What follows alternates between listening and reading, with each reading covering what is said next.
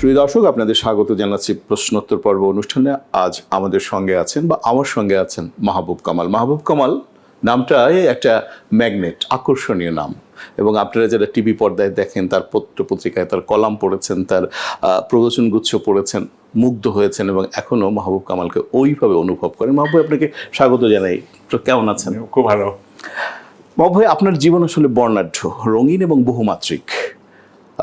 সেই ছাত্র জীবন থেকে শুরু করে বিশ্ববিদ্যালয় জীবন, রাজনীতি, শিক্ষকতা, তারপর সাংবাদিকতা, বিচিত্র মানে আঙ্গিকে আপনার জীবন রঙিন।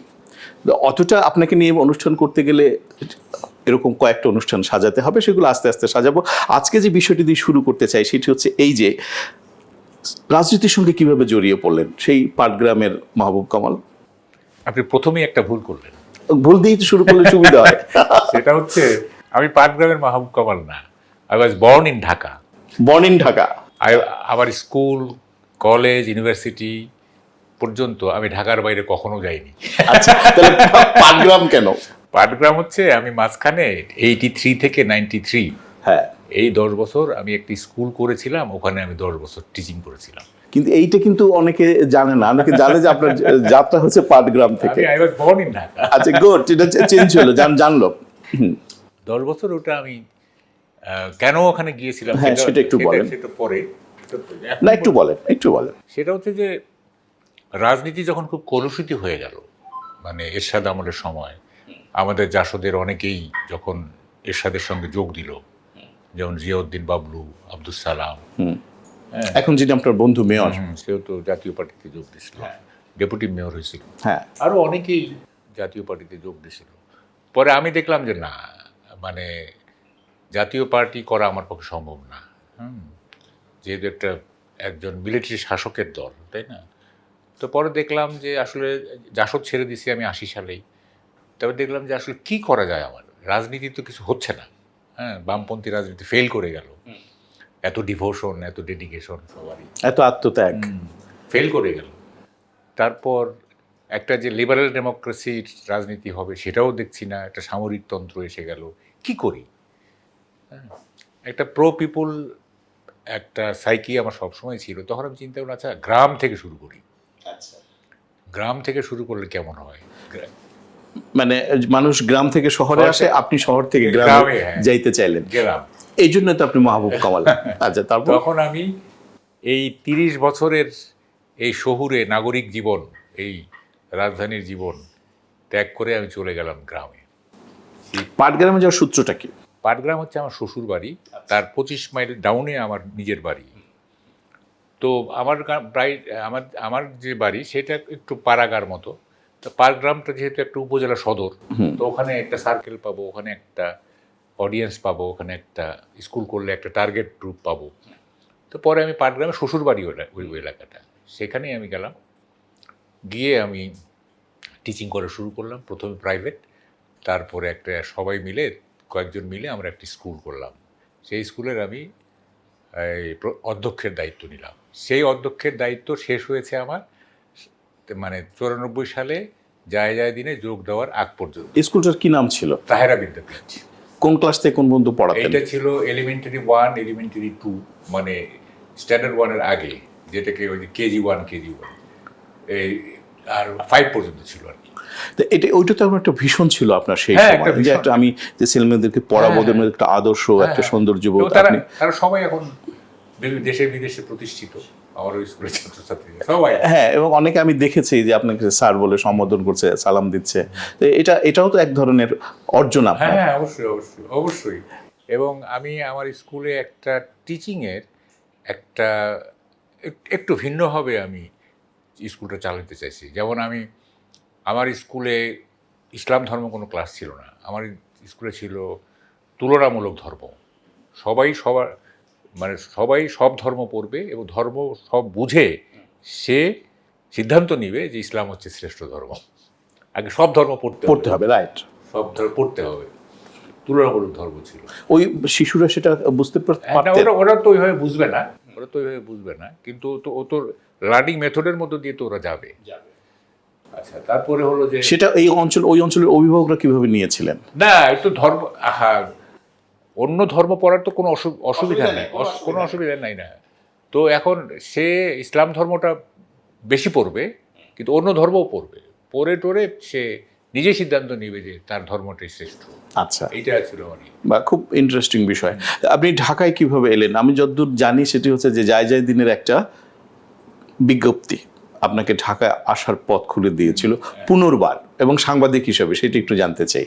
আমি বলে দেখেন, জীবনে না কোইন্সিডেন্সটা একটা বড় ঘটনা। অবশ্যই। যেমন ধরেন একটা লোক না, সে ট্রেনের একটা কম্পার্টমেন্টে উঠছে না, তো ওই কম্পার্টমেন্টেই আরেকটি মেয়ে উঠছে, তো ওই ন্যাচারালি তার পাশাপাশি বসছে, কথা বলতে হতে দেখা গেল ওদের মধ্যে প্রেম হয়ে গেল, বিয়ে হয়ে গেল, জীবনটা একরকম হয়ে গেল। হ্যাঁ, ওই কম্পার্টমেন্টে না উঠে শুধু যদি আরেকটা কম্পার্টমেন্টে উঠতো, his life could have been otherwise. Right, এরকম হতো না।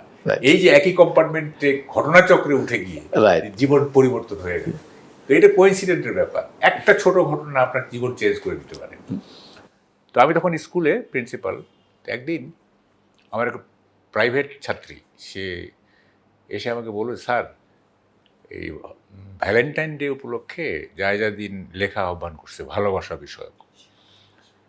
93 আগে কিন্তু বাংলাদেশে ভ্যালেন্টাইন ডে উদযাপিত হতো না, শফিক রেহমান এটা ইন্ট্রোডিউস করছে। হ্যাঁ, অবশ্যই। হ্যাঁ, এবং 93 এই যে প্রথম ভ্যালেন্টাইন ডে, তখন উনি এটাকে ভ্যালেন্টাইন ডেটাকে উনি ইন্ট্রোডিউস করতে চাইছেন একটা প্রতিযোগিতার মধ্য দিয়ে, ভালোবাসা বিষয়ক লেখা। হ্যাঁ, তো বিজ্ঞাপন বললো, স্যার এরকম বিজ্ঞাপন আমি দেখলাম, বলো স্যার একটা লেখা দেন না। তারপর দূর কী দিব লেখা, ও না স্যার লেখা দেন স্যার। সে পিড়াপিড়ি করতে থাকলো। তখন আমার, তুমি বলতেছো? জি স্যার। তারপর ঠিক আছে যাও। তো চলে গেল, স্কুল ছুটি। আমি পিয়নকে বললাম যে তুমি এক ফ্লাস্ক চা এবং কিছু সিগারেট এনে দাও, আর বাইরে থেকে তালা লাগা দিয়ে। তো লিখবো, সময় কিন্তু না, 2 দিন আছে মাত্র। আচ্ছা, তো আমি ভাবছি যে আচ্ছা কী লেখা যায়, কী লেখা যায়, এমন কিছু যে একটু আনকমন হবে ইত্যাদি। তখন আমি চিন্তা করে দেখলাম জীবনে আমি কি করছি, আচ্ছা, সেটা দিয়ে আমি লিখব। তা আমি দেখলাম জীবনে আমি 2টা জিনিস করছি, একটা করছি রাজনীতি আর একটা করছি প্রেম। হ্যাঁ, তাইলে এই দুইটাকে যদি মিক্সচার করি তাহলে তাহলে নিশ্চয়ই অভিনব একটা বিষয় দাঁড়াবে। তখন আমি বের করলাম যে একটা চিঠি লিখবো আমি প্রেমের। তো চিঠিটা আবেগ অনুভূতি সব থাকবে প্রেমের, কিন্তু উপমাগুলি হবে রাজনীতির, তাইলে একটা হয় আর কি। তখন আমি বসে, যখনই চিন্তা করা হয়ে গেল, ওয়ান্স আই ডিসাইডেড, বাস আর সময় লাগবে না, মানে সাবজেক্টটা চিন্তা করাটাই সময়। হ্যাঁ, হ্যাঁ, তখন আমি ঘাস করে লিখে দিলাম। হ্যাঁ, চিঠিটা কই? আছে ঘস করে লিখে দিলাম। লিখে আমি ঢাকার নাইট কোচের যাত্রী খুঁজতে লাগলাম। তো একজন নাইট কোচের যাত্রী, তাকে আমি 50 টাকা দিয়ে বললাম এইটা যা দিন অফিসে পৌঁছায় দিয়ে। তারপর আমি ভুলে গেছি এই যে যা দিন, মানে গ্লোবালি সেই সময় তো একটা বিস্ময়কর ব্যাপার ছিল। যা দিন। তো পরে 14 ফেব্রুয়ারি আমাকে ঢাকা থেকে একজন ফোন করছে, তখন মোবাইল ছিল না। আচ্ছা, টিএনটিতে ওই যে এক্সচেঞ্জে ফোন করছে, মানে বলছে যে ওনাকে একটু বলেন, আমি আধা ঘন্টা পরে ফোন দিচ্ছি। তো পরে আমি এক্সচেঞ্জে গেলাম, আমাকে বললো যে স্যার আপনার লেখাটা ফার্স্ট হয়ে গেছে। আচ্ছা, তো আমি তো বলে বই মেলায় আপনার লেখা নিয়ে দারুণ উত্তেজনা, এই সেই ইত্যাদি। That was for the first time আমার কাছে মনে হলো যে বাঙালি একটা প্রতিভাহীন জাতি, তাহলে আমার লেখা কেন ফার্স্ট হবে? এটা কোনো কথা হইলো? আচ্ছা, আমি একটা কোনায় পড়ে আছি, হ্যাঁ, আমার লেখা ফার্স্ট হয়ে হাজার হাজার লেখার মধ্যে। তো যাই হোক, এটা একটা খুব প্লেজেন্ট এক্সপিরিয়েন্স। এবং এই চিঠিতে অনেক কাহিনী। জি, এই চিঠিটা মানে কি বলবো, মানে এমনও পাঠক আছে 50 বার পড়েছে, এমনও পাঠক আছে। আমি নিউ ইয়র্কে গিয়ে দেখছি এই চিঠি বাধাই করে রাখছে। আচ্ছা, তারপরে এই চিঠি আমাকে এটিএন নিউজে পরপর 3টি ভ্যালেন্টাইন ডেতে পড়তে হয়েছে। আমি লন্ডনে গিয়ে এটিএন বাংলাতে এটা আমাকে পড়তে হয়েছে।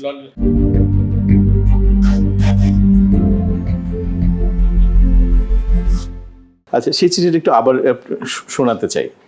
কিন্তু এটা পুরোটা শুনে একটু সময় লাগবে। যতটুকু 2 লাইন, 10 লাইন পড়েন, 5 লাইন পড়েন, নির্বাচিত করে। এইটা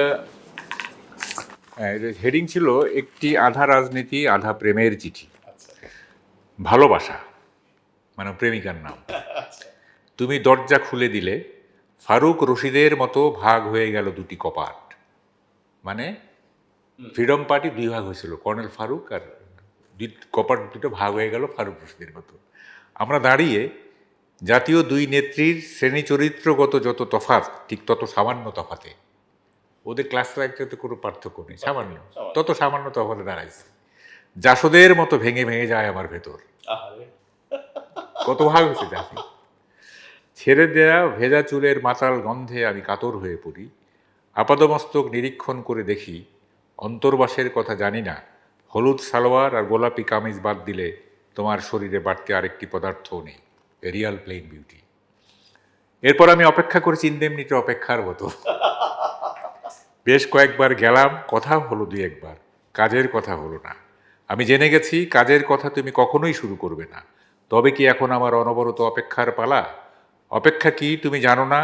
সেশন জ্যামে আটকে থাকা কোনো বিশ্ববিদ্যালয় ছাত্রের দরিদ্র অভিভাবককে জিজ্ঞাসা করে জানতে পারবে। এক কাজ করো, আমাকে শর্ত দাও, কর্নেল ফারুকের মতো স্টান্টবাজি অথবা শাহ মোয়াজ্জেমের মতো অশ্লীল কথাবার্তা দিয়ে বিখ্যাত হতে চাইনি আমি কখনো। তাই আমার বড় হয়ে ওঠা হয়নি। তাই বলে তোমার যোগ্য হয়ে উঠতে পারবো না কখনোই। আমার কি নেই বলো? আমার সীমাবদ্ধতাগুলো সম্পর্কে আমি সচেতন যথেষ্ট। তাই হাসানুল হক ইনু কিংবা খালেকুজ্জামান ভুইয়ার মতো মিথ্যা স্বপ্ন দেখি না, কাউকে দেখাই না। কিন্তু তোমার প্রয়োজনে ঘুরে দাঁড়াতে পারি শত সহস্রবার। বাজার অর্থনীতি গ্রহণ করবো একবার। কনসোর্টিয়ামের কাছে করোনা ভিক্ষা, কনসোর্টিয়াম তখন কনসোর্টিয়ামের কাছে করুণা ভিক্ষার মতো আমি তোমার করুণা চাই না। তোমার মুক্ত চিন্তা ও স্বনিয়ন্ত্রিত বিচার বুদ্ধির প্রতিও রয়েছে আমার সীমাহীন শ্রদ্ধা। তাই আমানের মতো হস্তক্ষেপ করতে চাই না। আমানুল আমান নারায়ণগঞ্জের একটা কোর্টকে প্রভাবিত করছিল। তোমার সিদ্ধান্ত তুমি নেবে, আমি শুধু আমাকে জানাতে চাই। জানি না ব্র্যাকেটবন্দি পার্টিগুলোর কর্মসূচির মতো আমাকে তুমি জানতে চাও কিনা আদৌ। এই চিঠি ছাপা হয়েছিল যায় যায় দিনের ভ্যালেন্টাইন ডেতে, বিখ্যাত হয়ে গেলেন। তারপর আপনি যায় যায় দিনের সঙ্গে যুক্ত হলেন কিভাবে? কিন্তু ভাইটাল জিনিসগুলি শুনলেন না। আর তাহলে তো চিঠি শুনবো না, আপনার কথা শুনবো। আচ্ছা, আরেকটু পড়েন। না, এটা শুনে কথা না শুনলে হবে, এটা শুনেন। হ্যাঁ। তোমাকে নিয়ে এক যৌথ যাত্রার স্বপ্ন দেখি আমি। ডক্টর কামাল হোসেনের মতো মহৎ অথচ গন্তব্যহীন নয় এ যাত্রা। যেখানে পৌঁছাবো দারিদ্র্য থাকবে হয়তো কিছু মাত্রায়, নিরঙ্কুশ গণতন্ত্র কে দিতে পারে বলো? কিন্তু পরস্পরের অপর রহস্য উন্মাচনের এক তীব্র খেলা থাকবে। সিরাজুল আলম খানের চেয়েও রহস্যময় নারী তুমি, আর আমি মানব মস্তিষ্কের রহস্য নিয়ে খেলতে ভালোবাসি, খুব ভালোবাসি। সন্ত্রাসী যেমন ভালোবাসে কাটা রাইফেল, নাজমুল হুদা যেমন ভালোবাসে এলোমেলো কথা, এরশাদ যেমন ভালোবাসে জিনাত, খালেদ যেমন ভালোবাসে দলবদল। একটি একটি করে তোমার রহস্য উন্মোচন করব, আর তুমি আমাকে আরও বেশি করে ভালোবাসায় গ্রহণ করবে। আমরা এগিয়ে যাব আরও কোনো দুরাশ্রিত জগতে, যেমন একটি একটি করে হরতাল সফল করে হাসিনা এগিয়ে যেতে চায় মধ্যবর্তী নির্বাচনের দিকে। 93 মনে রাখবেন। আমি এক বড় দুর্ভাগা যুবক, খালেদ মোশাররফের মতো। কাউকে আমি বোঝাতে পারিনি নিজেকে। তাই আমার সামাজিক ভাবমূর্তিটি খুব বেশি ভালো নয়। বাজার চলতি হয়ে যাওয়া কথাগুলোর কিছু কিছু তোমার কানেও পড়েছে সম্ভবত। তুমি কি বিশ্বাস করেছো সব?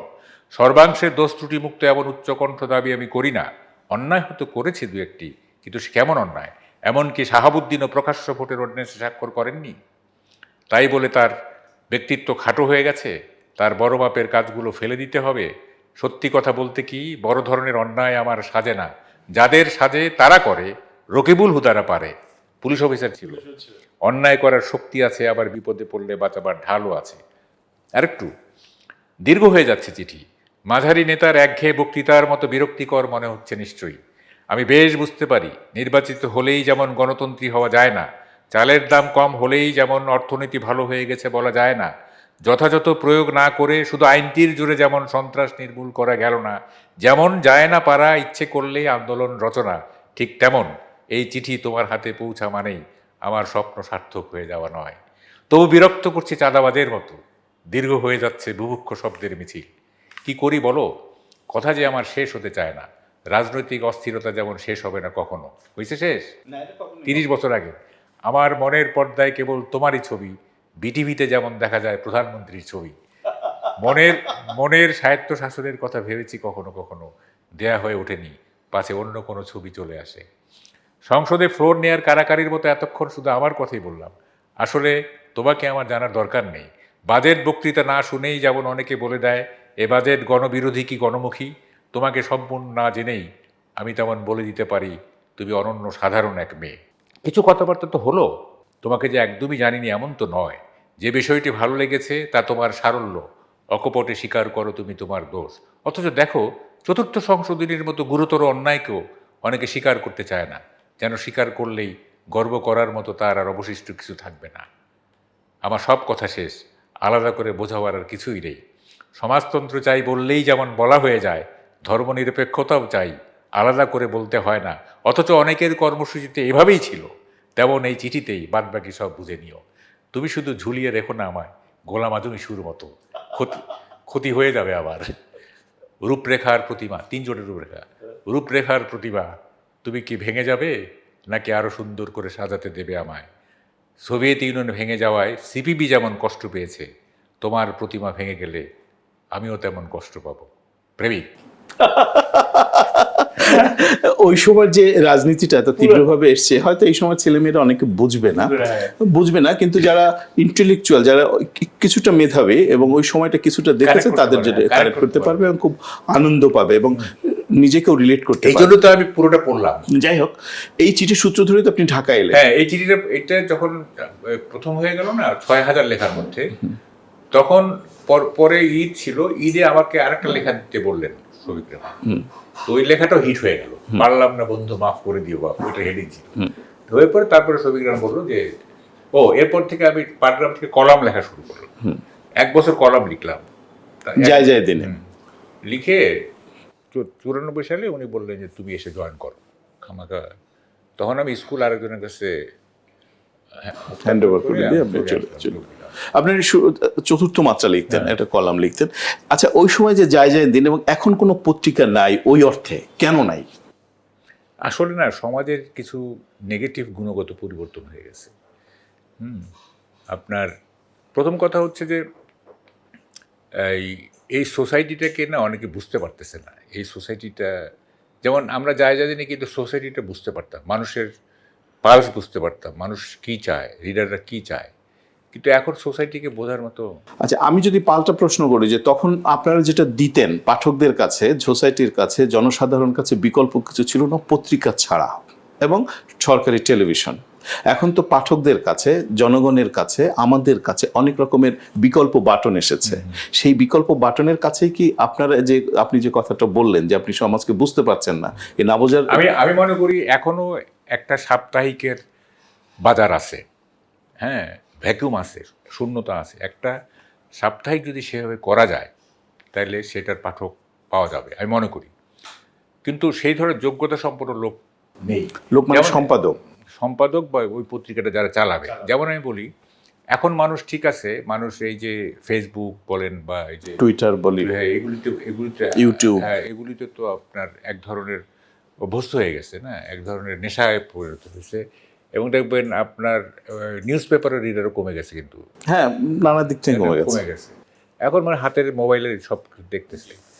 ইট ডাজ নট মিন যে আপনার একটা ভালো পত্রিকা, সাপ্তাহিক পত্রিকার ডিমান্ড নাই, আছে, কিন্তু সেটা করতে হবে। যেমন ধরেন প্রথম আলো ধরেন যে সেটার তো অনেক পাঠক, তাই না? কারণ প্রথম আলো না, কিন্তু অনেক কমে গেছে, এখন কমে গেছে, তারপর কনসিডারেবলি আছে। কিন্তু কমে গেছে কেন? কমে গেছে মানে হচ্ছে যে এই যে ইন্টারনেট ভিত্তিক যে অ্যামিউজমেন্ট এবং নিউজ, সেইটাকে কম্পিট করার মতো, সেই বিনোদন, সেই মানে কি বলে যে আকর্ষণকে ছাপিয়ে যাওয়ার মতো হয়তো যোগ্যতা নেই, যে কারণে ওইটা মানে আর কুলায় উঠতে পারতেছে না। হ্যাঁ, তো সেই যোগ্যতা যদি থাকে তাহলে তো এটা অবশ্যই বাজার আছে। এই যে বাংলাদেশটার জন্য যুদ্ধ করেছেন, সেই বাংলাদেশটার এখন রাজনীতিটা যাদের বিরুদ্ধে যুদ্ধ করেছেন তারাই প্রায় ক্ষমতায়। একজন যোদ্ধা হিসেবে, এই বাঙালির এবং মাটির যোদ্ধা হিসেবে এটা আপনি কিভাবে দেখছেন? একটু বলি, আমি কিন্তু সরাসরি যুদ্ধ করিনি। এটা কিন্তু কনফিউজ হইতে পারে যে আমি সরাসরি যুদ্ধ করছি। হ্যাঁ, আমি একজন ইনডিরেক্ট মুক্তিযোদ্ধা বলতে পারেন। হ্যাঁ, আপনার অনেকগুলো প্রবচন গুচ্ছ আছে, আপনার মুখে একটা প্রবচন শুনতে চাই। আমার 8টা বিষয়ের প্রবচন আছে, বিষয়গুলি বললেই আপনি বুঝেন। একটা প্রেমের প্রবচন। আচ্ছা, সেইটা শুনতে চাই। প্রথম প্রেমের প্রবচন আছে। হ্যাঁ, বলবো প্রথম প্রেমের প্রবচন। আমি বেছে পড়তে 50টা করে, তো সব তো পড়া যাবে না। হ্যাঁ, প্রথম প্রেম মানে প্রথম যৌনতাও। কথাটাকে মুখ ফুটে বলে না। ঠিক আছে, প্রেমের আত্মহত্যাগুলোর অধিকাংশই প্রথম প্রেম ঘটিত। হ্যাঁ, দ্বিতীয় তৃতীয় প্রেমিক তখন তো অভিজ্ঞ হয়ে যায়। আচ্ছা, যাই হোক, প্রথম প্রেমে ব্যর্থ হয়ে যে আজীবন বিয়ে করলো না, সে আসলে পৃথিবীর অপর যোগ্য নারীদের অবজ্ঞা করলো। ঠিক আছে। আচ্ছা, প্রথম দাড়ি কামানো ও প্রথম ডেটিং সাবধানে হাত চালাতে হয়। ঠিক আছে। প্রথম প্রেম ভীরু, দ্বিতীয় প্রেম সাহসী, অতঃপর তৃতীয় চতুর্থরা দুঃসাহসী। একদম। আচ্ছা, তারপরে প্রথম প্রেমের সবচেয়ে বড় ঘাটতি, এতে তুলনার কোনো সুযোগ নেই।